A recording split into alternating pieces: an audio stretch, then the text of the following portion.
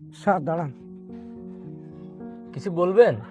Sir, আমার একটা এতিম নাতি ছেলে আছে না, ও এইবার ক্লাস 5 পাস করেছে আর ক্লাসে 1 নম্বর হয়েছে। মাশাআল্লাহ, আপনার নাতি ছেলেটা আসলে অনেক ট্যালেন্টেড।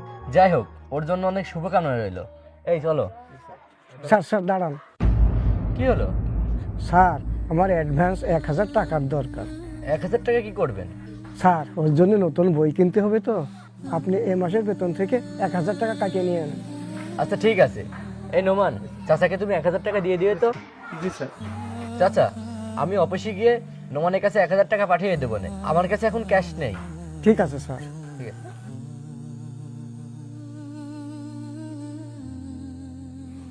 বাবা, আরে তুমি এখন অফিসে কেন? বাবা স্কুল থেকে আসলাম, নতুন বই দিল আর এই পুরাতন বইগুলো বাড়ি থেকে নিয়ে আসলাম। বাড়িতে পড়েই আছে, ভাবলাম বিক্রি করে দিই। তো এই বইগুলো কত টাকা দিয়ে কিনেছিলে জানো? 1000 টাকা দিয়ে কিনেছিলাম মনে হয়। তো এখন বিক্রি করলে কত টাকা হবে? 50-60 টাকা হবে হয়তো বা। তাহলে 1000 টাকার জ্ঞান আজকে 50 টাকা বিক্রি করে দিবা? শোনো বাবা, জ্ঞান বিক্রি করা জিনিস নয়, জ্ঞান বন্টন করতে হয়। এই বইগুলো যদি তুমি কোনো গরিব ছাত্রকে দান করো, তাহলে তার 1000 টাকা বেঁচে যাবে, আর এই বইয়ের মাধ্যমে সে তার ভবিষ্যৎ গড়বে।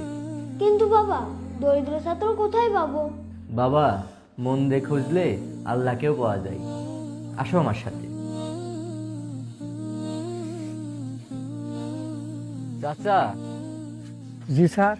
জুনাইদ, এই যে আমাদের আলী চাচা, আলী চাচার একটা নাতি ছেলে আছে।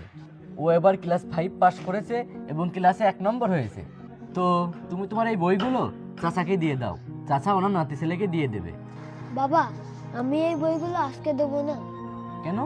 বাবা, এই বইগুলো 1 বছর আমার সঙ্গে থেকেছে। আমি ক্লাস 6 থেকে 7-এ উঠেছি। এই বই থেকে আমি অনেক কিছু শিখতে পেরেছি। তো আমি বইগুলোকে এভাবে দিতে পারি না। আমি এই বইগুলোকে সুন্দরভাবে কভার করব। স্যার, আমি খুব তাড়াতাড়ি এই বইয়ের টাকা শোধ করে দেবো। আরে চাচা। দাদু, জ্ঞান কখনো বিক্রি করা যায় না, জ্ঞান বন্টন করতে হয়। আর এটাই আমি আজকে বাবার কাছ থেকে শিখেছি। আলহামদুলিল্লাহ, আমার শুনে খুব ভালো লাগলো। চাচা, আমরা আসছি, চলো। আচ্ছা, কেমন হতো সবাই যদি এইভাবেই ভাবতো? ভিডিওটি মন ছুঁয়ে গেলে অবশ্যই শেয়ার করবেন।